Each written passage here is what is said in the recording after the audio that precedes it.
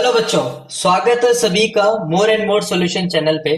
तो आज हम कॉम्प्लेक्स नंबर का एक क्वेश्चन डिस्कस करते हैं। जनरली इसको सॉल्व करने के दो डिफरेंट मेथड्स हैं। एक मेथड बड़ा ही लेंदी है और सेकंड जो आज हम अल्टरनेटिव डिस्कस करेंगे उससे काफी जल्दी ये क्वेश्चन सॉल्व हो जाएगा। तो बेसिकली क्वेश्चन पढ़ने में बड़ा आसान लगता है। हमें z की वैल्यू गिवन है which is 3 minus of 4 iota, और सिंपल इस z को हमें इस एक्सप्रेशन में पुट करना है। तो जो फाइनल रिजल्ट आएगा उसको हमें कैलकुलेट करना है। तो देखो बच्चों, वैसे तो कुछ भी डिफरेंट नहीं है। डायरेक्टली z को पुट कर दो, सॉल्व कर लो, आंसर आ जाएगा। बट ये काफी लेंदी हो जाएगा। तो पेपर में हमें किस मेथड से इसको सॉल्व करना है? तो सबसे पहले हमारे पास टर्म लिखी हुई है z is equal to 3 minus of 4 iota. तो हम इसको ऐसे भी लिख सकते हैं z minus of 3 is equal to minus 4 iota. तो अगर हम इस एक्सप्रेशन का दोनों साइड स्क्वायर कर दें तो a minus B and whole to the power 2 is a square plus B square minus of 2ab, and minus 4 iota का स्क्वायर इज माइनस ऑफ 16। तो क्या हम ये बोल सकते हैं z square minus of 6z plus 25, इसकी जो वैल्यू है वो किसके इक्वल होगी? जीरो के। तो अब मैं क्या काम करूंगा, ये जो टर्म लिखा हुआ है जिसकी वैल्यू हमें कैलकुलेट करनी है, यानी z to the power 4 minus of 3z³ plus 3z² plus 99z minus of 95।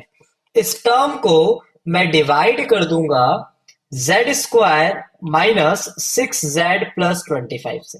अब ये हम क्यों कर रहे हैं, अभी हमें 2 मिनट में इसका आइडिया लग जाएगा। तो अब हम क्या बोल सकते हैं, लॉन्ग डिवीजन मेथड से सबसे पहले किससे मल्टीप्लाई करना पड़ेगा? z² से। तो ये टर्म बनेगा z to the power 4 minus 6z³ plus 25z²। अगर हम दोनों का डिफरेंस निकालेंगे तो नेगेटिव पॉजिटिव नेगेटिव, देखो ये टर्म आपस में कैंसिल हो गया। 6z³ माइनस 3z³ कितना हो गया? 3z³। and 3z square minus 25, it means minus of 22z square, and remaining term as it is, which is plus 99z minus of 95। तो अब हमारे पास टर्म है 3z³, तो हमें मल्टीप्लाई करना पड़ेगा 3z से। तो ये जो टर्म है ये क्या बनेगा? 3 times of z³ minus 18z² plus 75 times of z। तो जो दोनों का डिफरेंस है वो क्या बनेगा? अगेन नेगेटिव पॉजिटिव नेगेटिव, तो ये कैंसिल हो गया। Minus 22 plus 18 is minus 4z²। 99 minus 75 which is 24z minus of 95। अब हमारे पास कितना टर्म है? Minus 4z²। तो हमें किससे मल्टीप्लाई करना पड़ेगा? माइनस ऑफ 4 से। तो ये टर्म बन गया minus 4z² plus 24z minus 100। Again अगर हम डिफरेंस निकालते हैं तो ये रिजल्ट कितना आ गया हमारे पास? 5 के इक्वल। तो अब देखो बच्चों, इस क्वेश्चन में एक जादू होने वाला है।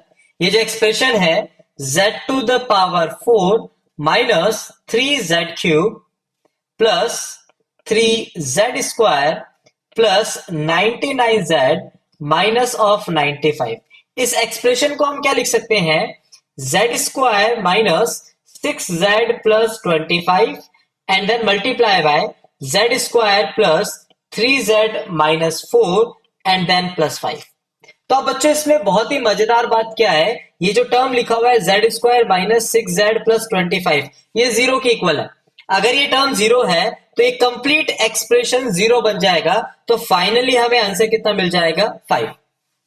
तो बच्चों जब कभी भी कोई ऐसा क्वेश्चन पूछा जाए यही अप्रोच यूज करो, क्योंकि अदरवाइज हम z की अगर डायरेक्टली वैल्यू पुट करते बहुत ज्यादा कैलकुलेशंस हो जाती, और हो सकता है कि आंसर कैलकुलेशन मिस्टेक अगर हमने कर दी हो तो आंसर गलत भी आ जाए।